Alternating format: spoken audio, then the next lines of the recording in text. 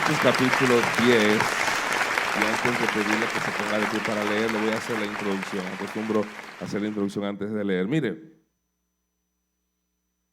el ser humano tiene una tendencia a que las cosas tienen que ser a su forma o como ellos o nosotros lo concebimos. O sea, si yo tengo una idea de lo que es la playa, para mí eso es la playa. Es por eso que usted va a encontrar gente que le va a decir, la Ensenada no sirve. Otros te van a decir, la mejor playa que hay es el Morro. Y otros te dirán, no, mentira, la mejor playa que hay es Playa Grande. Y otros dirán, mentira, está en Punta Cana, la mejor playa del país.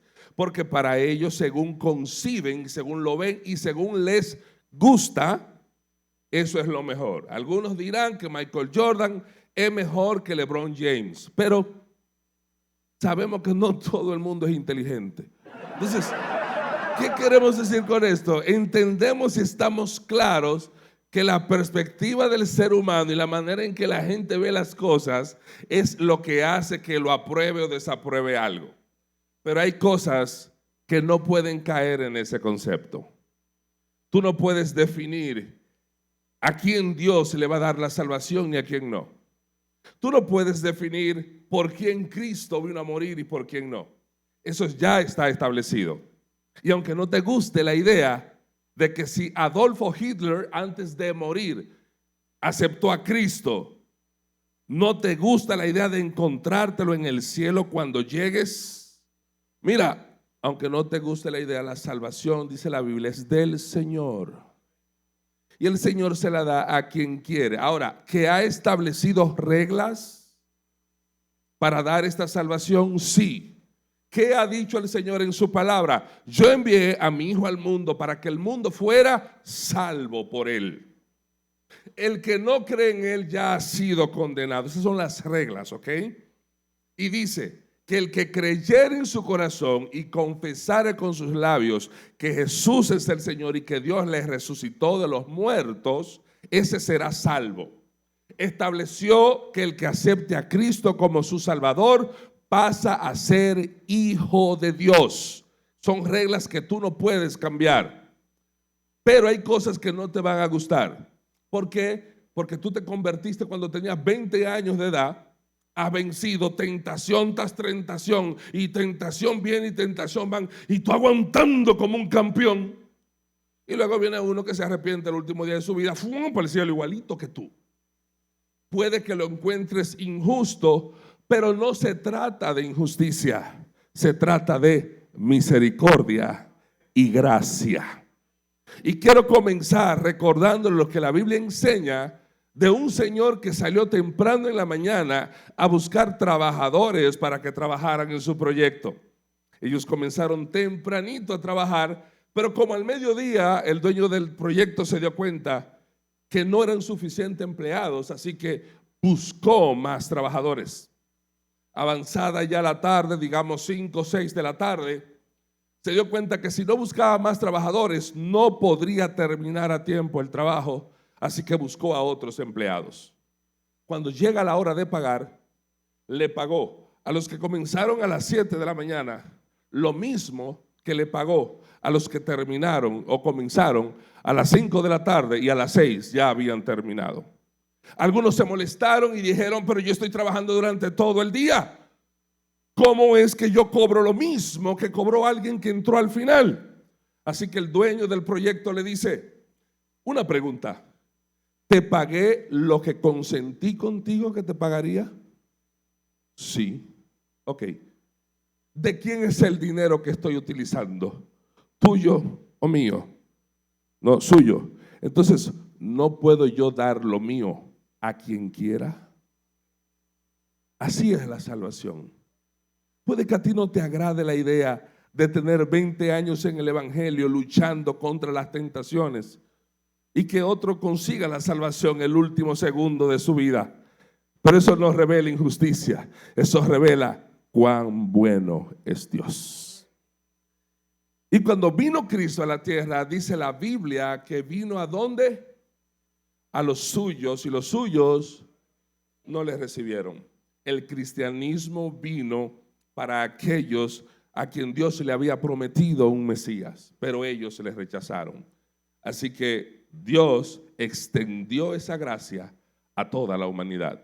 Leemos capítulo 10 del libro de los Hechos en nombre del Padre y del Hijo y del Espíritu Santo. Amén. Había en Cesarea un hombre llamado Cornelio, centurión de la compañía llamada La Italiana, piadoso y temeroso de Dios con toda su casa, y que hacía muchas limosnas al pueblo y oraba a Dios siempre. Este vio claramente en una visión cómo a la hora novena del día que un ángel de Dios entraba donde él estaba y le decía: Cornelio. Y él, mirándole fijamente y atemorizado, dijo: ¿qué es, Señor? Y le dijo: tus oraciones y tus limosnas han subido para memoria delante de Dios. Envía pues ahora hombres a Jope y haz venir a Simón, el que tiene por sobrenombre Pedro. Este posa en casa de cierto Simón curtidor, que tiene su casa junto al mar. Él te dirá lo que es necesario que hagas. Ido el ángel que hablaba con Cornelio, este llamó a 2 de sus criados y a un devoto soldado de los que le asistían, a los cuales envió a Jope, después de haberle contado todo.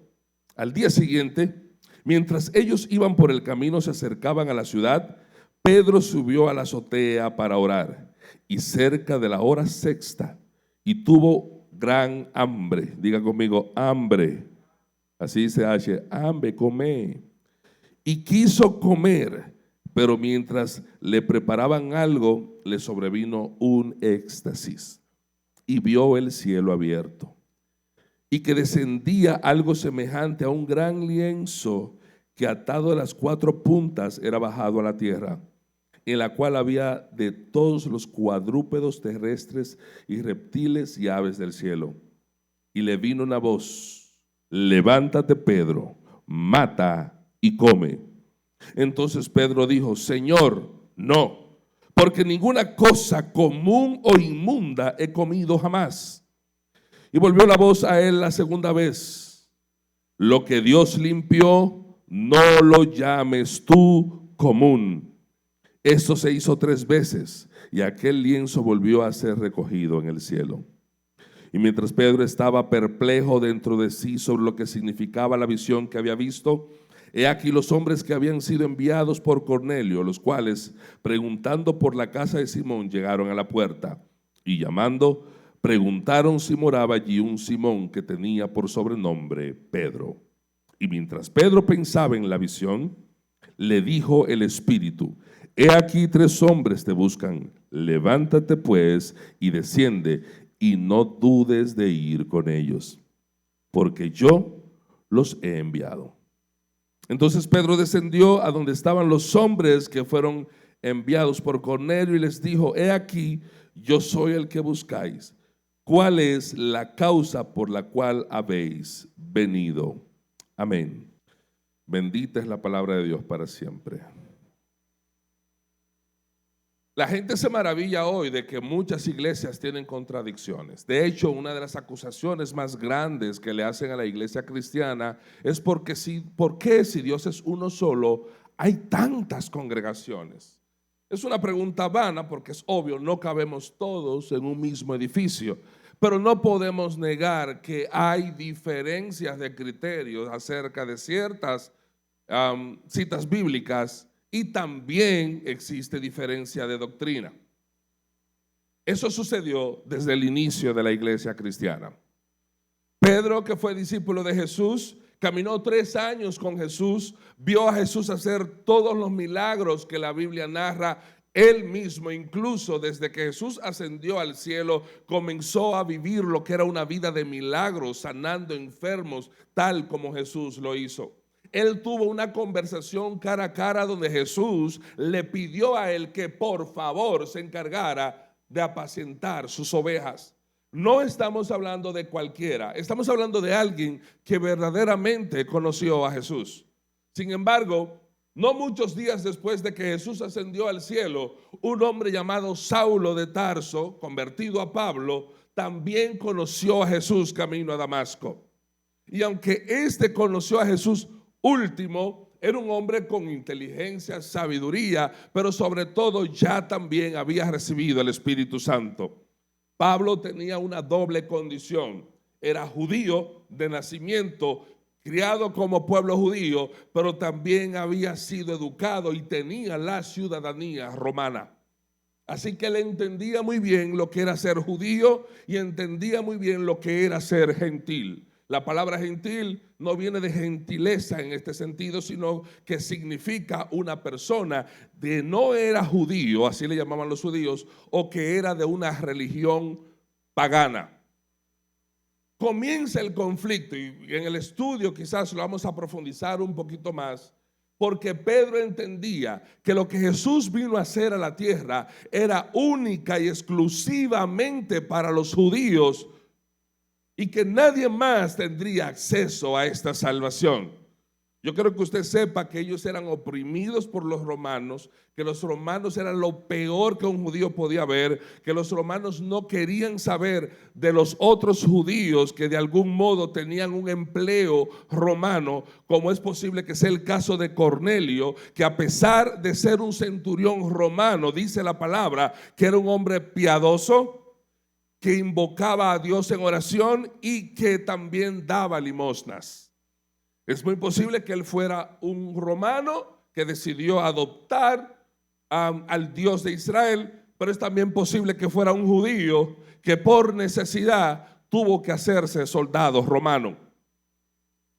El problema de Pedro al creer esto es que Pedro estaba limitando algo tan grande como la salvación que Dios vino a traer.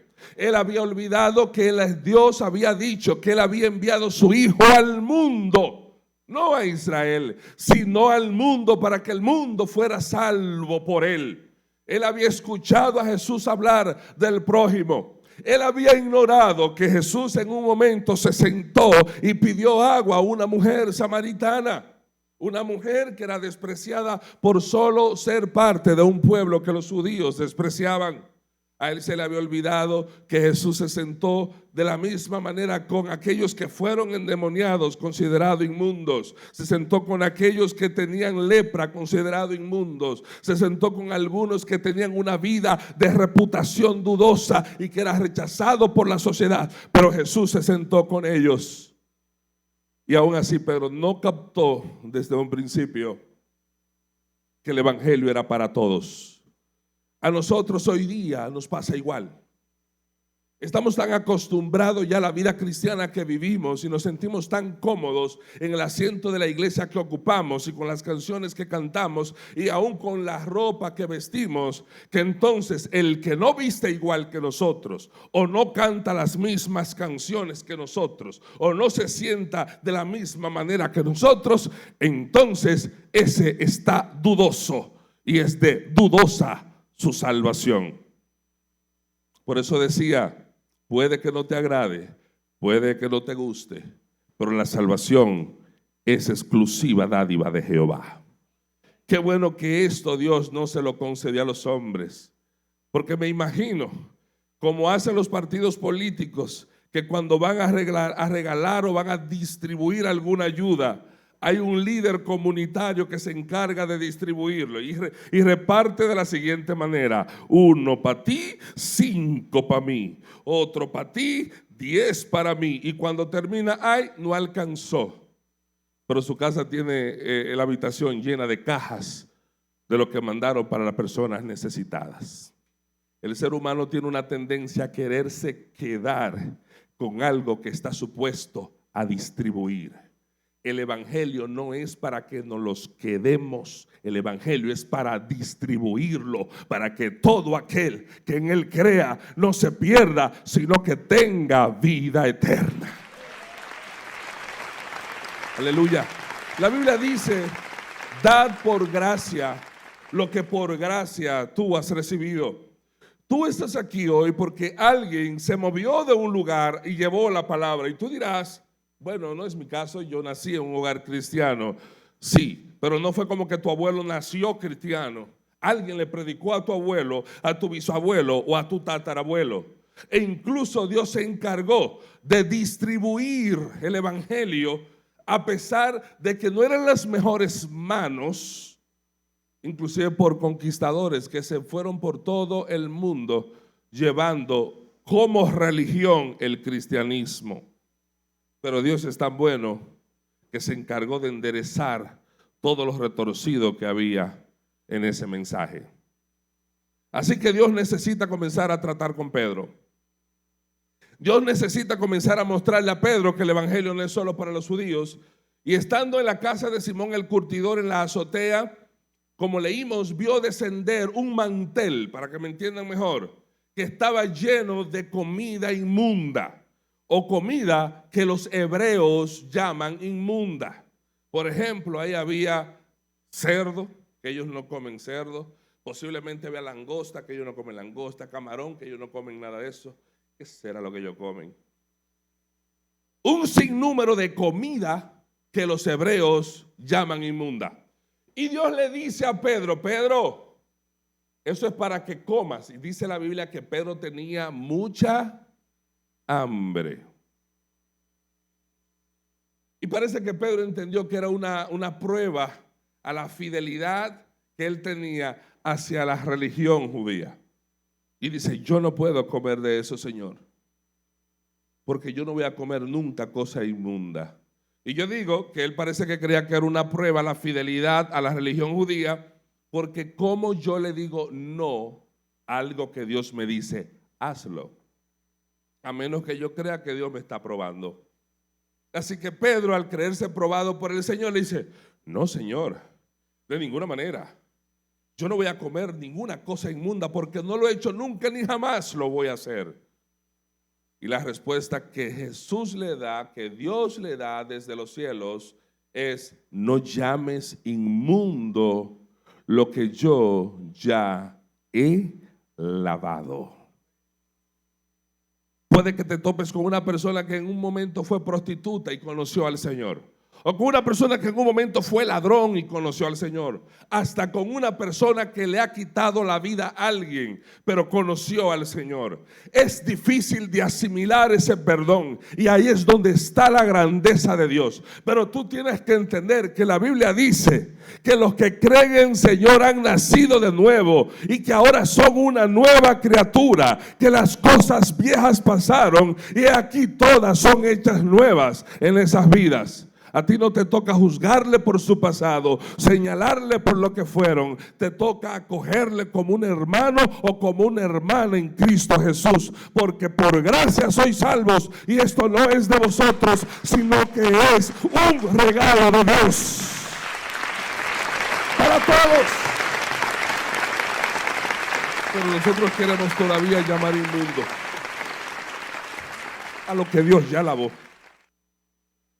Queremos seguir viendo como ladrón a uno que ya nos roba y que le entregó su vida a Cristo. Yo ponía el ejemplo en la prédica pasada que a veces inclusive, bueno, él era ladrón, pero vamos a darle un tiempo a que dé fruto y vamos a esconder la cartera, no voy a hacer cosas que me saque algo de ahí. No es falta de fe, Señor, en tu obra, pero tú sabes. Y nos inventamos un versículo bíblico nuevo ahí. El mundo de lo vivo. Qué pena que nosotros creamos que nuestros pecados sí fueron perdonados y los de los demás no. Qué pena creer que la manera de vestir de una persona define por completo lo que es su vida. Qué pena que te creas o que me crea yo mejor porque tengo más tiempo en el evangelio que el que tienes tú. Te van a pagar lo mismo con lo que me van a pagar a mi vida eterna, a los dos, sin importar cuántos años yo tenga y cuántos años tengas tú. Así que el Señor nos dice en esta mañana: cristianito, mata y come. Oh, Señor, yo no puedo juntarme con gente que son de otra calaña, porque yo soy cristiano y me he apartado para pureza y para santidad. Y yo no me puedo sentar al lado de alguien porque esa persona tiene un arete donde yo no lo uso, o tiene un tatuaje medio raro. Mata y come. Que la misma sangre que te lavó a ti, esa misma sangre lavó a esa persona. y ambos tienen acceso al mismo cielo. ¿O qué tú te crees? ¿Que hay un cielo para los que tienen tatuaje? Y hay un cielo para los que tienen arete, y otro separado para los que visten con farda larga, y otro separado para los que visten con traje. No, es el mismo cielo para todos, donde el rostro del Señor Jesús será la luz que nos ilumine a todos. ¿Qué es lo que nos hace hermanos? Que aceptemos a Cristo como nuestro Salvador. Suficiente. La gracia es suficiente. Su sangre es suficiente. Cristo es suficiente.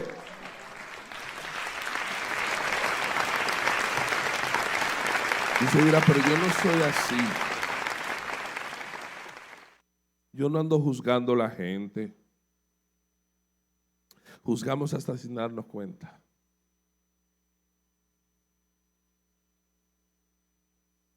Hay gente que cree que es mejor porque está limpio y el otro está sucio. Se sientan en el tren, bla. Y te dirá, ¿en cuál tren, pastor? En Santiago no hay tren, por fe.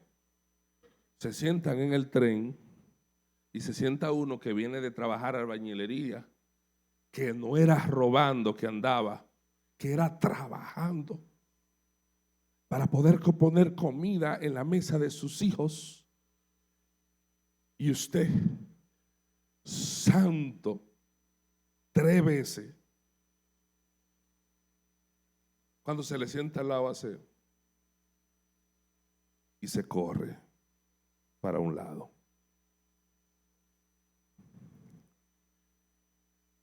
Y usted sabe que lo lindo es que usted tiene planes de ir al cielo con esas actitudes. Pero yo no quiero que me ensucie. Hermanos, que te ensucie tu ropa por fuera no es nada. Procura que nada de este mundo y nadie de este mundo ensucie tu vestidura blanca por dentro, porque ahí sí es triste, porque la vestidura espiritual es la que verdaderamente importa, y esa sí no puede tener manchas. Pero yo no me puedo juntar con gente impía. Te voy a hacer una pregunta. Si tú no te puedes juntar y hacer coro, como decimos hoy, con aquellos que no son cristianos, te pregunto, ¿dónde es que brilla la luz? ¿En la oscuridad o en la claridad? ¿Qué idea tiene o qué concepto sería el tener una luz resplandeciente y encenderla cuando todavía está de día? Bueno, si vamos a grabar un video y necesitamos esas luces, solamente. Pero la luz brilla en la oscuridad. Tus amigos son la oscuridad. Tú tienes muchos amigos que son oscuridad. Tienes muchos amigos porque se graduaron contigo en el colegio y tú le tienes afecto. Algunos de ellos inclusive quizás son homosexuales. Otros de ellos tienen conductas que quizás no son aprobadas por la palabra de Dios y tú te quieres alejar porque ellos te contaminan. No se trata de que ellos te contaminen a ti. Recuerda lo que dice el Señor, que ellos se conviertan a lo que tú eres, pero tú no te puedes convertir a lo que ellos son. Si la luz de Cristo brilla fuerte en ti, ellos conocerán a Cristo a través de ti. De eso es que se trata, no de rechazar. Y Dios comenzó un trabajo serio con Pedro, porque Pedro iba a ser un gran predicador. Ya lo era y le faltaba más. Pedro se puso de pie en la primera reunión en el aposento alto, donde habían como 120 personas orando. Y se reunió una gran multitud que vino por el estruendo que escuchó. Y cuando Pedro se puso de pie, que predicó el evangelio de Cristo, de un fuetazo se convirtieron 3,000 personas. O sea que ya era un tipo usado por el Señor. Pero no quiere decir que porque el Señor ya te use, Dios no pueda perfeccionar su obra en tu vida. No significa que ya lo has alcanzado todo. Todos los que estamos aquí, los que están sentados allí y los que nos paramos aquí delante, somos proyectos en proceso. Todavía esto no ha culminado. Tenemos que seguir aprendiendo. Tenemos que seguir siendo perfeccionados hasta que un día podamos llegar a la estatura de la medida del varón perfecto que es Cristo Jesús. Y aún así, ¿usted sabe cuándo se completará eso? Cuando Cristo venga en gloria y nos levante y seamos transformados para poder ser llevados al cielo. Pero somos proceso, un proyecto. ¿Sabes lo que es un proyecto? Hay gente que le llama proyecto a algo terminado, aquí sobre todo. Ah, ¿dónde tú vives? Yo vivo en el proyecto. Y eso no es un proyecto, mi amado. Eso fue un proyecto una vez. Ya eso está terminado. Un proyecto es algo que se proyecta a hacer, que se va a hacer. Están los planes para que se haga, pero que todavía no culmina. Todos los que estamos aquí somos un proyecto. Diga, yo soy un proyecto de Dios. Dios no ha terminado con nosotros todavía. Y no porque Él no quiere, es que nosotros no se lo permitimos. Así que Pedro recibe 3 hombres que le van a decir, acompáñame a la casa de Cornelio.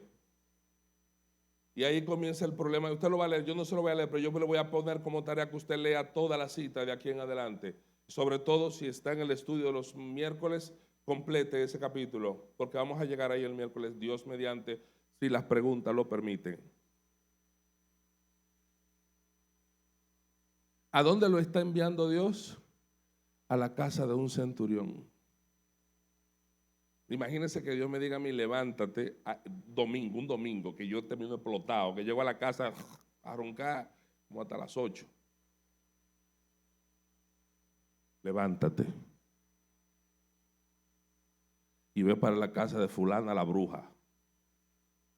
La bruja, con todo y su cuadro y toda su cuestión, anda, ve. Que el Señor me diga, ve allá.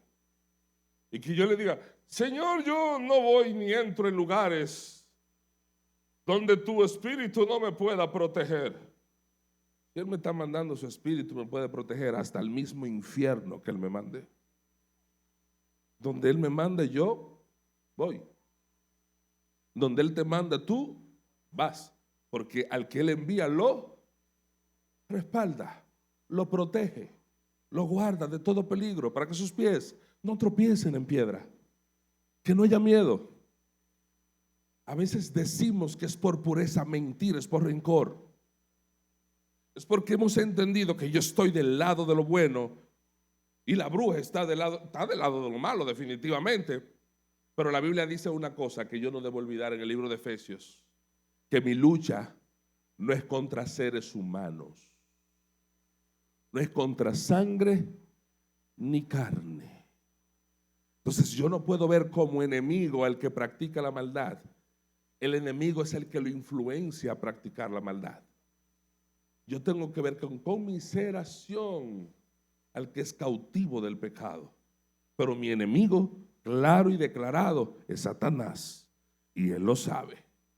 El problema más grande que nosotros tenemos cuando estamos librando batalla es que nosotros quitamos los ojos del enemigo, que es el que está detrás, y ponemos los ojos en el ser humano y comenzamos a atacar al ser humano. Y cuando tú comienzas a atacar al ser humano, ¿sabes lo que está pasando? Estás perdiendo la batalla, porque el enemigo está consiguiendo lo que quiere, que es que te desenfoques. Siempre se ataca al enemigo, no al ser humano. Así que a Pedro le dijeron, ve a la casa de un centurión, una de las cosas más odiadas por un judío, un centurión. ¿Qué encuentra Pedro allí? Se hace una reunión en la casa del centurión y Dios comienza a trabajar de una manera impactante. Diga conmigo, impactante. Y el Espíritu de Dios se derrama en aquel lugar como se derramó en el aposento alto. Y allí estamos viendo personas que no son judías que han recibido al Espíritu Santo. Gente que cualquier judío rechazaría, que han aceptado a Cristo como su Salvador. Y Pedro llega a la conclusión y dice, verdaderamente, o más bien, ciertamente, Dios no hace acepción de personas. ¿Qué necesitamos nosotros para que Dios nos muestre que Él no hace acepción de personas? ¿Qué es lo que necesitamos? Para que entendamos que no somos mejores que nadie. Porque yo creo que tú sepas que si tú tienes la idea de ir al cielo y tú determinas que fulano no va, por la razón que sea que tú digas fulano no entra, ¿no? Tú te crees mejor. por defecto te crees mejor. Y aquel día van a haber sorpresas.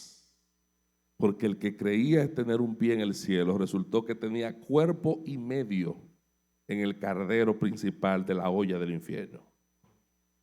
Y aquel que usted menospreció, rechazó, que dijo que no, pero nunca cambia, se sigue vistiendo igual. ¿Y qué cristiano es este? ¿Y qué cristiano es este? Y estos cristianos de que es rapero y ahora, y como el asunto parecen más mundanos que cristianos. Usted lo criticó, lo señaló y lo cogió en la boca como le dio la gana y lo vomitó para atrás. De repente son levantados al cielo. Yo he tenido diferentes sueños acerca de la venida de Cristo. Yo no sé cuánto. El primero que tuve, Jesús vino en un helicóptero. Yo era un niño, no me culpe. Yo concebía que si Jesús venía, venía montado. Yo no había leído en la Biblia que vendría de que nube. No. Jesús llegó al patio de mi abuela en un helicóptero y aterrizó al lado de una mata de tamarindo. Eso fue lo que yo vi como niño en un sueño. Según fui leyendo la palabra, los sueños fueron cambiando. Ya los sueños míos tienen CGI, tienen efectos especiales, ya pasan muchísimas cosas durísimas en los sueños míos, porque ya yo he aprendido mucho. Pero no me deja de impactar, el último que tuve al respecto fue el siguiente. Le voy a contar uno breve y el otro largo. El breve fue que yo vi a las almas como el Señor las estaba levantando y se iban, y yo lo estoy viendo a todos. Pero yo estoy apurado porque yo lo estoy viendo irse, pero yo tengo los dos pies en la tierra. Así que cuando yo veo que se está yendo todo el mundo, yo empecé a empinarme porque yo, que me jalen a mí también, porque entonces, ese fue uno. Pero el que más me impactó fue el último. Lo mismo, de todas partes, de algún modo yo veía como las almas eran levantadas por el Señor, de día, ni siquiera era de noche. Porque la gente cree que eso va a pasar de noche. Fue de día en mi sueño. Y pasaba gente y subía gente. Y a mí me encantaba porque yo, muchos de los que conozco de la iglesia, me pasaban por el lado subiendo. Yo también iba subiendo, así que yo feliz. Yo no tengo prisa. A mí con que me suban estoy bien. Y pasaban y algunos me saludaban y decían, pastor, feliz de la vida. Nos fuimos para el cielo. Se acabó recolectar cuarto para un templo nuevo.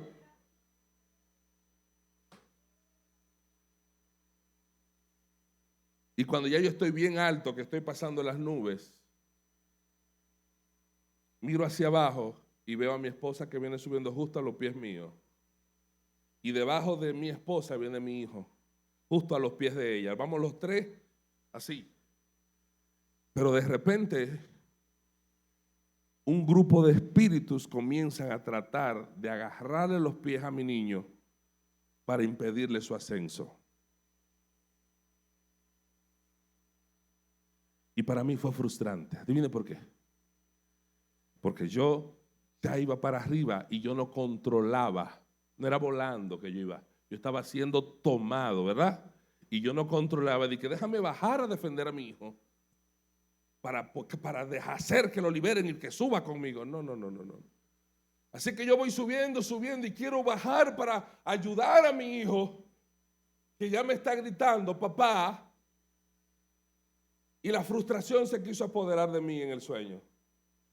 Y cuando levanto la cabeza y miro hacia arriba, gloria a Dios, yo veo un ángel que viene bajando como un rayo con la cabeza hacia abajo y una espada desenvainada. Y cuando viene casi cerca de mí me sonríe. Yo no escuché su voz. Él no abrió la boca, pero lo que yo sentí en mi corazón, tú concéntrate en subir, que yo me encargo de tu hijo.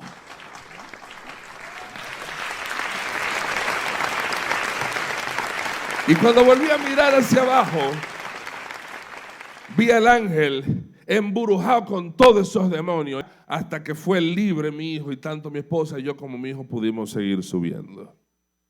¿Qué mensaje tan grande me dejó el Señor allí a mí? Independientemente de que tú ames tu familia, independientemente de que tú ames a los tuyos, como yo decía ahorita, tu trabajo es instruirlos en su camino, enseñarles que conozcan la verdad, porque cuando llegue el día del arrebatamiento ya tú no puedes controlar si te llevan a ti o se lo llevan a ellos. Tú tienes que enfocarte en tu propia salvación, y ahora que puedes, predícale para que tus hijos un día también sean levantados juntamente contigo, con el Señor. Predicar es lo que nos toca. Puede que tu hijo hoy día sea malo, que lo que le enseñaste no lo tomó. Síguele predicando, sigue orando, sigue intercediendo, porque la salvación también es para él.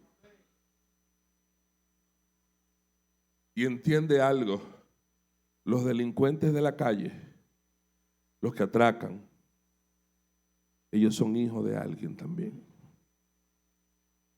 Y es posible que haya una madre cristiana que esté orando por ellos. A ti y a mí no nos toca decir que lo maten.